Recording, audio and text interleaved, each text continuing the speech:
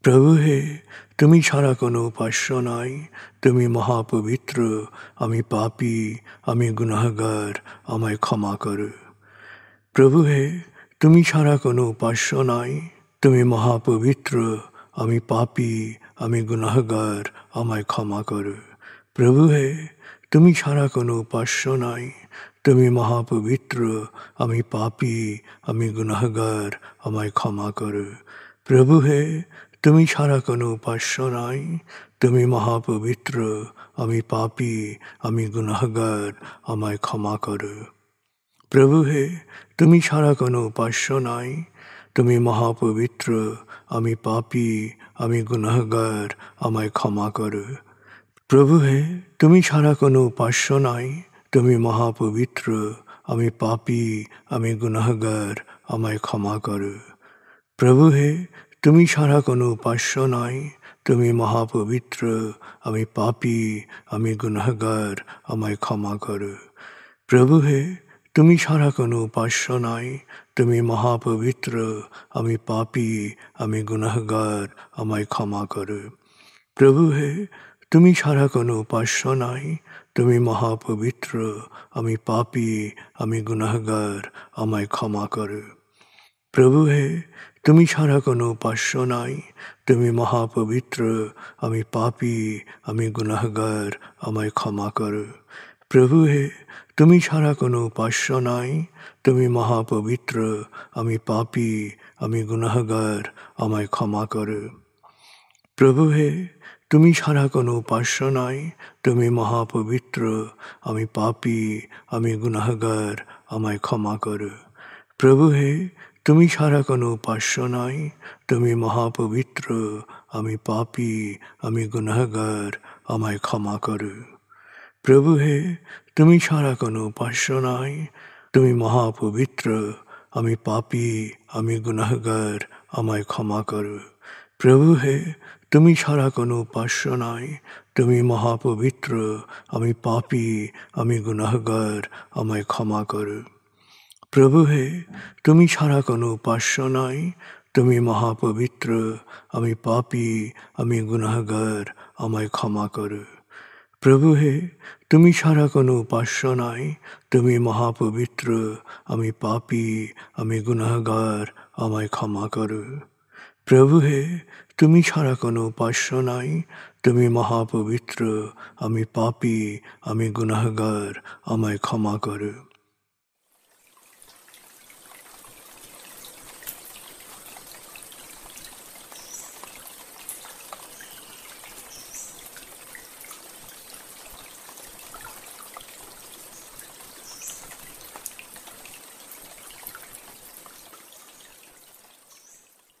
এবার আমরা সূরা তাকবীর এর মর্মবাণীর অংশ বিশেষে ডুবে যাব। তারপর ডুবে যাব আজকের জন্য নির্ধারিত সূরার তেলাওয়াত ও মর্মবাণীতে।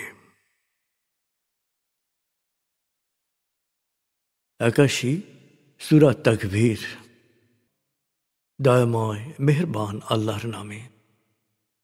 যখন সূর্য অন্ধকারে ঢেকে যাবে, যখন তারকারাজি নিজেদের আলো হারাবে, যখন পর্বতমালা মরীচিকার ন্যায় উধাও হবে, যখন পূর্ণ গর্ভবতী উটনী পরিত্যক্ত হবে, যখন সকল বন্য পশুকে একত্র করা হবে, যখন সমুদ্রের জলরাশি স্ফীত হবে, যখন দেহে আবার আত্মা সংযুক্ত হবে, যখন জীবন্ত কবর দেয়া শিশুকন্যাকে জিজ্ঞেস করা হবে কি অপরাধে তাকে হত্যা করা হয়েছিল, যখন প্রত্যেকের আমলনামা দেখানো হবে, যখন আকাশের আবরণ সরানো হবে, যখন জাহান্নামের আগুন গনগনে লাল করা হবে, যখন জান্নাতকে দৃশ্যমান করা হবে, সেদিন প্রত্যেকেই জানতে পারবে কি পরিণতির জন্যে সে নিজেকে প্রস্তুত করেছে, বুঝতে পারবে কি করা উচিত ছিল আর কি করা উচিত হয়নি।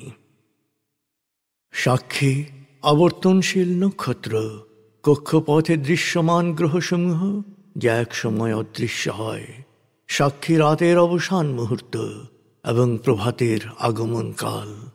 নিশ্চয়ই এই কোরআন আরশের সার্বভৌম অধিপতির নিকট উচ্চ মর্যাদা সম্পন্ন সম্মানিত রসুলের মুখ নিঃসৃত, যার কথা অবশ্যই বিশ্বাসযোগ্য ও মানা উচিত।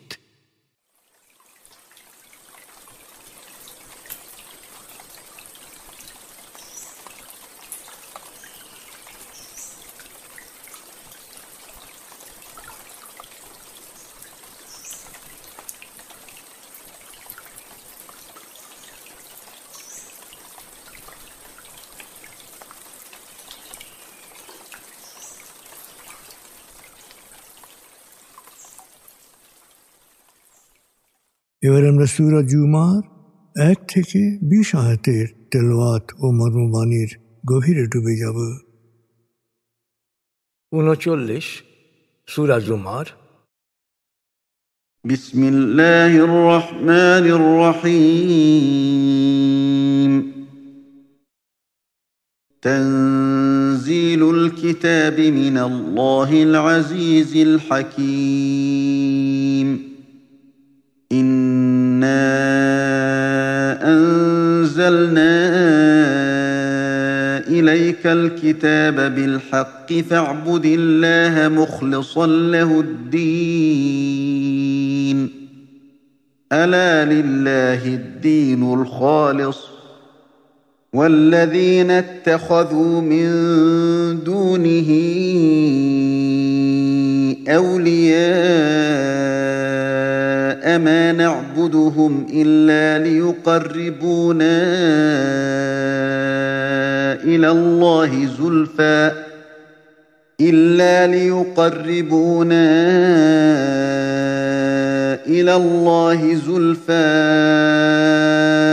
إن الله يحكم بينهم فيما هم فيه يختلفون إن الله لا يهدي من هو كاذب كفار. لو أراد الله أن يتخذ ولدا لاصطفى مما يخلق ما يشاء سبحانه هو الله الواحد القهار. خلق السماوات والأرض بالحق يكور الليل على النهار ويكور النهار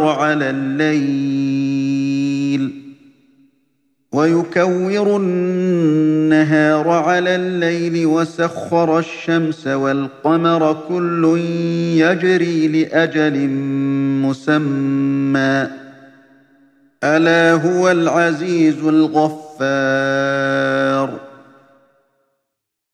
خلقكم من نفس واحدة ثم جعل منها زوجها وأنزل لكم من الأنعام 8 أزواج يخلقكم في بطون أمهاتكم خلقا من بعد خلق في ظلمات 3 ذلكم الله ربكم له الملك لا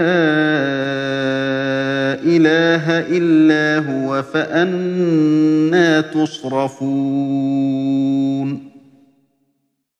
إن تكفروا فإن الله غني عنكم ولا يرضى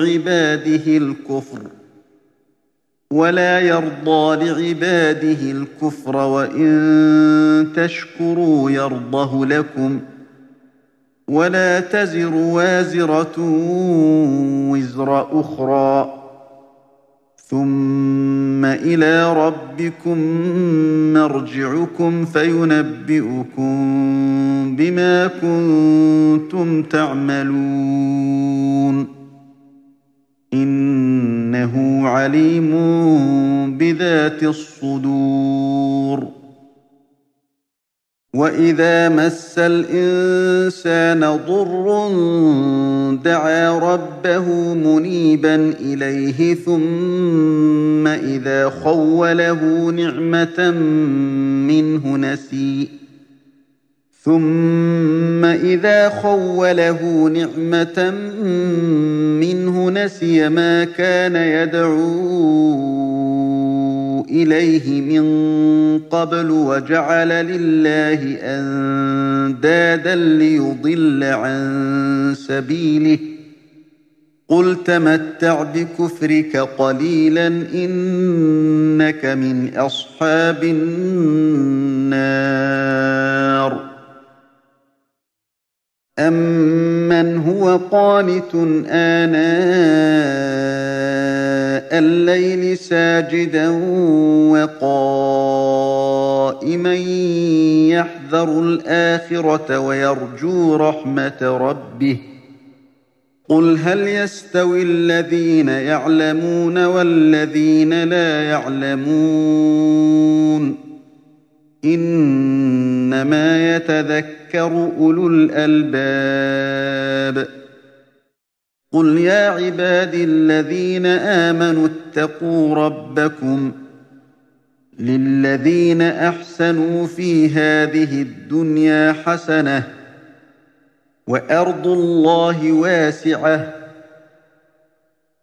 إنما يوفى الصابرون أجرهم بغير حساب قل إني أمرت أن أعبد الله مخلصا له الدين وأمرت لأن أكون أول المسلمين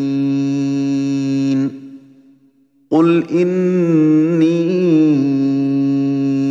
أخاف إن عصيت ربي عذاب يوم عظيم قل الله أعبد مخلصا له ديني فاعبدوا ما شئتم من دونه قل إن الخاسرين الذين خسروا أنفسهم وأهليهم يوم القيامة ألا ذلك هو الخسران المبين لهم من فوقهم ظلل من النار ومن تحتهم ظلل ذلك يخوف الله به عباده يا عباد فاتقون والذين اجتنبوا الطاغوت أن يعبدوها وأنابوا إلى الله لهم البشرى فبشر عباد الذين يستمعون القول فيتبعون أحسنه أولئك الذين هداهم الله وأولئك هم أولو الألباب أفمن حق عليه كلمة العذاب أفأنت تنقذ من في النار لكن الذين اتقوا ربهم لهم غرف من فوقها غرف مبنية تجري من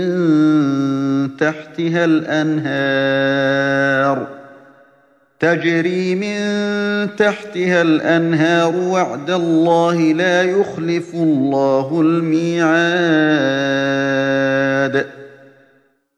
দয়াময় মেহেরবান আল্লাহর নামে। মহাপরাক্রমশালী প্রজ্ঞাময় আল্লাহর কাছ থেকে এই কিতাব নাজিল হয়েছে। আমি এই কিতাব তোমার কাছে যথাযথভাবে নাজিল করেছি, অতএব একাগ্র চিত্তে আল্লাহর ইবাদত করো। মনে রেখো, একক ও অবিমিশ্র আনুগত্য শুধু আল্লাহরই প্রাপ্য। তা সত্ত্বেও যারা আল্লাহর পরিবর্তে অন্যদের উপাস্য হিসেবে গ্রহণ করেছে, তারা বলে, আমরা এই জন্যে এদের উপাসনা করি যে এরা আমাদেরকে আল্লাহর কাছে পৌঁছে দেবে। মহাবিচার দিবসে সত্য বিচ্যুতির প্রতিটি বিষয়ে ওদের মতভেদের ব্যাপারে আল্লাহ ফয়সলা করে দেবেন। কোনো মিথ্যাবাদী ও অকৃতজ্ঞকে আল্লাহ কখনো সৎ পথ প্রদর্শন করেন না। আল্লাহ সন্তান গ্রহণ করতে চাইলে তার সৃষ্টির মাঝে যাকে ইচ্ছা বেছে নিতে পারতেন, কিন্তু তিনি এ থেকে পবিত্র, মহামহান। তিনি আল্লাহ, একক, অদ্বিতীয়, মহাপরাক্রমশালী। তিনি মহাকাশ ও পৃথিবীকে সুপরিকল্পিতভাবে সৃষ্টি করেছেন। তিনি পালাক্রমে রাত ও দিনের প্রকাশ ঘটান। তিনি সূর্য ও চন্দ্রকে করেছেন নির্দিষ্ট নিয়মের অধীন। প্রত্যেকেই কক্ষপথে আবর্তিত হয় নির্দিষ্ট কালে। মনে রেখো, তিনি মহাপরাক্রমশালী, অতীব ক্ষমাশীল। তিনি তোমাদেরকে সৃষ্টি করেছেন এক ব্যক্তি থেকে, সেই ব্যক্তি থেকেই সৃষ্টি করেছেন তার সাথীকে।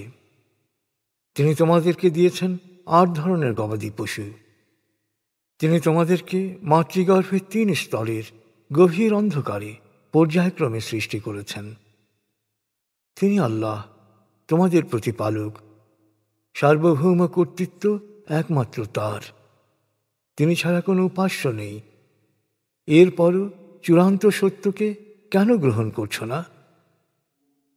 তোমরা অকৃতজ্ঞ হলে জেনে রাখো, আল্লাহ তোমাদের মুখাপেক্ষী নন। আল্লাহ তার অকৃতজ্ঞ বান্দাকে পছন্দ করেন না। আর তোমরা যদি কৃতজ্ঞ হও, তবে আল্লাহ তোমার উপর সন্তুষ্ট হবেন। মনে রেখো, একজনের পাপের বোঝা অন্যজন বহন করবে না। যথাসময়ে তোমাদেরকে ফিরে যেতে হবে তোমাদের প্রতিপালকের কাছে। তখন জীবনে যা করেছিলে সব কিছুই তিনি দেখিয়ে দেবেন। তোমাদের অন্তরের কথাও তিনি ভালোভাবে জানেন। মানুষ যখন দুঃখ, দৈন্য, বিপদ আপদের সম্মুখীন হয়, তখন সে বিপদ মুক্তির জন্যে একাগ্র চিত্তে তার প্রতিপালককে ডাকে। কিন্তু যখন তিনি তার অনুগ্রহ দ্বারা তাকে বিপদমুক্ত করেন, তখন সে তাকে ভুলে যায়। বরং উল্টো আল্লাহ সমকক্ষ দাঁড় করায় সাধারণ মানুষকে পথভ্রষ্ট করার জন্যে। হে নবী, ওদের বলো, এই অকৃতজ্ঞ অবস্থায় তোমরা কিছুকাল পার্থিব জীবন উপভোগ করে নাও। পরকালে অবশ্যই তোমরা জাহান্নামের আগুনে জ্বলবে। যে ব্যক্তি রাতে সিজদায় অবনত হয়ে বা দাঁড়িয়ে ইবাদত করে, আখিরাতের জবাবদিহিতা নিয়ে শঙ্কিত থাকে এবং প্রতিপালকের রহমত প্রত্যাশা করে, সে কি কখনো তার সমান হতে পারে যে সব কিছুই করে না? বলো, যারা জানে আর যারা জানে না, অর্থাৎ জ্ঞানী ও মূর্খ, তারা কখনো কি সমান হতে পারে? শুধু বিচার বুদ্ধি প্রয়োগকারীরাই সৎ উপদেশ গ্রহণ করে। বলো, আল্লাহ বলেছেন, হে আমার বিশ্বাসী বান্দারা, তোমরা আল্লাহ সচেতন হও। চূড়ান্ত কল্যাণ অপেক্ষা করছে তাদের জন্যে যারা পার্থিব জীবনে সৎকর্ম করে। আর মনে রেখো, আল্লাহর দুনিয়া অনেক বড়। নিশ্চয়ই যারা প্রতিকূলতার মুখে ধৈর্য ধারণ করে, তাদের অশেষ পুরস্কার দেয়া হবে। হে নবী, ওদের বলো, আমি আদিষ্ট হয়েছি একনিষ্ঠভাবে আল্লাহর ইবাদত করতে। আদিষ্ট হয়েছি সমর্পিতদের মধ্যে অগ্রণী হতে। বলো, আমি আমার প্রতিপালকের অবাধ্য হলে আমি ভয় করি মহাবিচার দিবসের শাস্তির। তাই আমি একনিষ্ঠভাবে শুধু আল্লাহরই ইবাদত করি। হে নবী, দুরাচারীদের বলো, তোমরা আল্লাহর পরিবর্তে যাদের ইচ্ছা তাদের উপাসনা করো, এটা তোমাদের বিষয়। মহাবিচার দিবসে সত্যিকার ক্ষতিগ্রস্ত হবে তারাই, যারা নিজেরাই নিজের ও আত্মীয় স্বজনদের ক্ষতি সাধন করেছে। এর চেয়ে মারাত্মক ক্ষতি আর কি হতে পারে? ওদের উপরে নিচে চারপাশে গনগনে আগুনের লেলিহান শিখা, আর মাঝখানে ওরা। অবাধ্যতার শাস্তির এই বিবরণ দিয়ে আল্লাহ তাঁর বান্দাদের সতর্ক করে বলছেন, হে আমার বান্দারা, আল্লাহ সচেতন হও। পক্ষান্তরে যারা কল্পিত অপশক্তির উপাসনা থেকে দূরে থেকে আল্লাহ অনুরাগী হয়, তাদের জন্য রয়েছে সুসংবাদ। সুসংবাদ দাও আমার বান্দাদের, যারা আমার বাণী মনোযোগ দিয়ে শোনে এবং আন্তরিকভাবে অনুসরণের চেষ্টা করে। আল্লাহ এদেরকেই সৎ পথে পরিচালনা করেন। এরাই সত্যিকার বিচার বুদ্ধি প্রয়োগকারী। পক্ষান্তরে পাপাচারের কারণে যার উপর দণ্ডাদেশ অবধারিত হয়ে গেছে, তাকে কে রক্ষা করতে পারে? যে আগুনে পরিবেষ্টিত হয়ে গেছে, তাকে কি তুমি বাঁচাতে পারবে? তবে যারা আল্লাহ সচেতন, তাদের জন্য সাজানো রয়েছে থরে থরে প্রাসাদ, যার পাদদেশে থাকবে প্রবহমান ঝর্ণাধারা। এ আল্লাহর প্রতিশ্রুতি, আর আল্লাহ প্রতিশ্রুতি ভঙ্গ করেন না।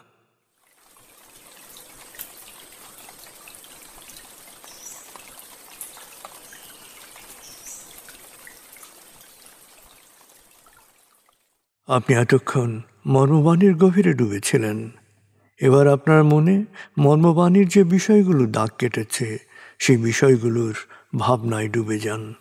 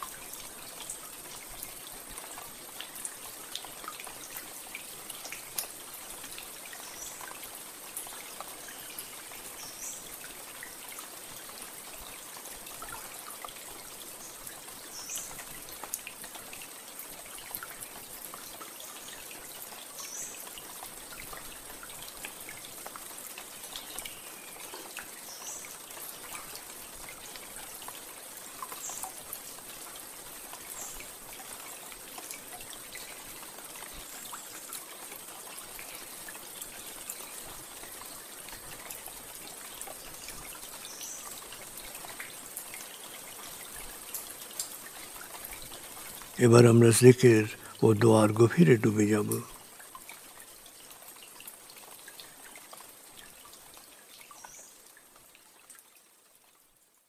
এবার হালকাভাবে চোখ বন্ধ করুন, লম্বা দম নিন, নাক দিয়ে দম নিন, আস্তে আস্তে মুখ দিয়ে দম ছাড়ুন।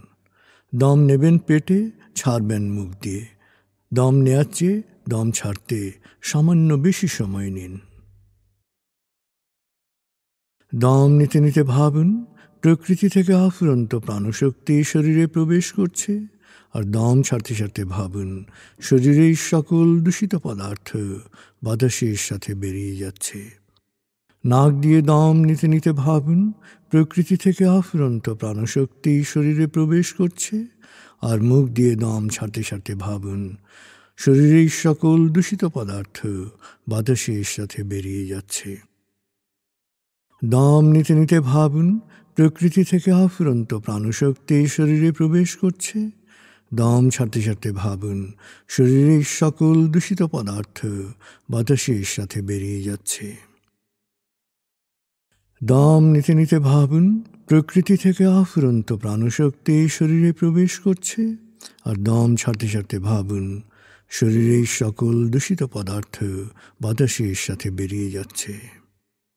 দম নিতে নিতে ভাবুন প্রকৃতি থেকে আফুরন্ত প্রাণশক্তি শরীরে প্রবেশ করছে, আর দম ছাড়তে ছাড়তে ভাবুন শরীরের সকল দূষিত পদার্থ বাতাসের সাথে বেরিয়ে যাচ্ছে। এবার দম স্বাভাবিক হতে দিন। স্বাভাবিকভাবে নাক দিয়ে দম নিয়ে নাক দিয়ে দম ছাড়ুন। আপনার অঙ্গ শিথিল ও নিষ্প্রাণ হয়ে আসছে। এবার নাক দিয়ে ধীরে ধীরে দম নিয়ে বেশ সময় নিয়ে ধীরে ধীরে নাক দিয়ে দম ছাড়ুন। দম নেওয়ার চেয়ে ছাড়ায় সময় একটু বেশি নিন। ধীরে ধীরে দম নিন, ধীরে ধীরে দম ছাড়ুন। ধীরে ধীরে দম নিন, ধীরে ধীরে দম ছাড়ুন। ধীরে ধীরে দম নিন, ধীরে ধীরে দম ছাড়ুন। ধীরে ধীরে দম নিন, ধীরে ধীরে দম ছাড়ুন। ধীরে ধীরে দম নিন, ধীরে ধীরে দম ছাড়ুন। এবার দম স্বাভাবিক হতে দিন। আপনি এখন দম খেয়াল করুন। বাতাস নাক দিয়ে ফুসফুসে প্রবেশ করছে, আবার বেরিয়ে আসছে। আপনার পুরো মনোযোগ নাকে দমের প্রবেশ পথে দিন। বাতাস স্বাভাবিক যাওয়া আসা করুক, আপনি শুধু দম খেয়াল করুন।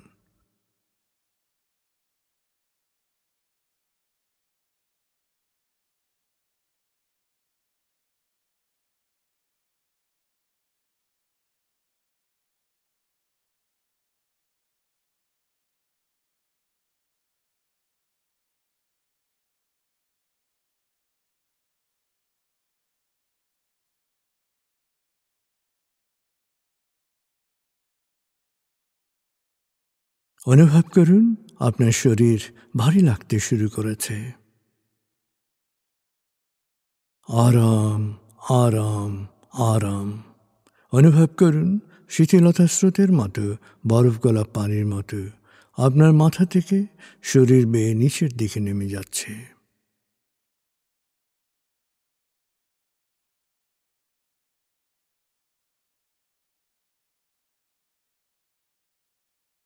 আপনি এখন পুরোপুরি শিথিল।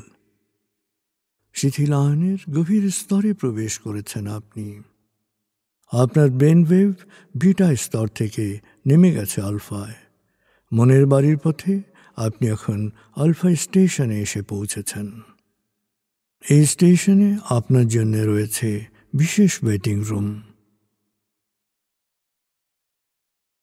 আলফা স্টেশন থেকে আপনি এখন মনের বাড়িতে যাচ্ছেন। আমি গণনা শুরু করছি। 19। আপনি কল্পনা করুন শীতল নীল স্নিগ্ধ আলো বর্ষিত হচ্ছে আপনার উপর। আলোয় আপনি অবগাহন করছেন। আলোর এক সুন্দর পথে আপনি যাচ্ছেন মনের বাড়িতে। 18, 17, 16, 15। আলোর পথে পৌঁছে যাচ্ছেন মনের গভীর থেকে গভীরে। 14, 13, 12, 11। গভীর থেকে গভীরে।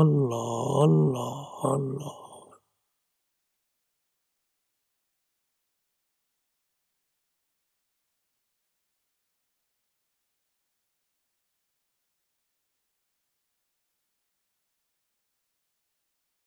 হে আল্লাহ, তুমি বলেছ প্রতিটি কাজ সবচেয়ে ভালোভাবে করতে, আর এটাই শ্রেষ্ঠ আমল।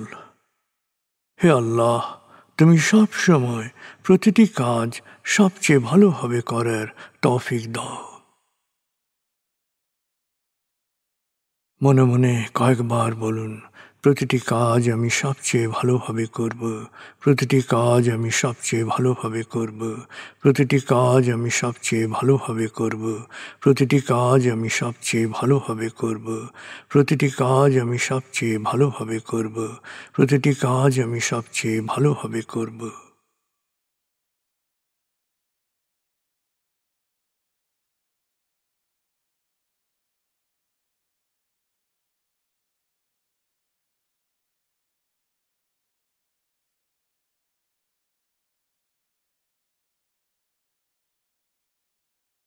আপনি মনের এক গভীর অবস্থায় অবস্থান করছেন। এবার আপনি নিজের জন্যে বা অন্যের জন্যে বিশেষ একটি প্রার্থনায় মনোনিবেশ করুন।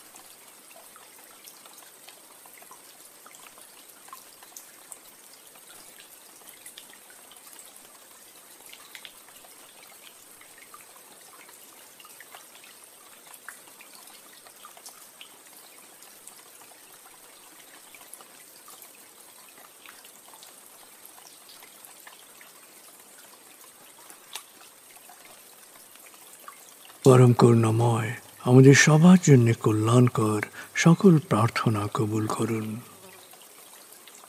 আমিন।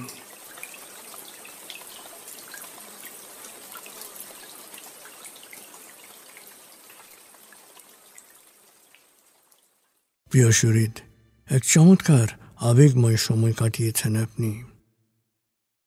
আমি এখন 0 থেকে 7 গণনা করব। আপনি পুরোপুরি জেগে উঠবেন, শারীরিক ও মানসিকভাবে পুরোপুরি সজীব, উৎফুল্ল, তার তাজা অনুভব করবেন। এবার লম্বা দম নিন। 0, 1। আবার লম্বা দম নিন। 2, 3। আবার লম্বা দম নিন। 4, 5। মনে মনে বলুন, 7 গণনার পর আমি চোখ মেলে তাকাবো। আমি পুরোপুরি জেগে উঠব, শারীরিক ও মানসিকভাবে পুরোপুরি সজীব, উৎফুল্ল, তার তাজা অনুভব করব। লম্বা দম নিন। 6, 7। চোখ মেলুন, আস্তে আস্তে মাথা ও ঘাড় নাড়ুন, পা টান টান করুন, হাত নাড়ুন, জোরে বলুন, বেশ ভালো লাগছে, বেশ বেশ ভালো লাগছে।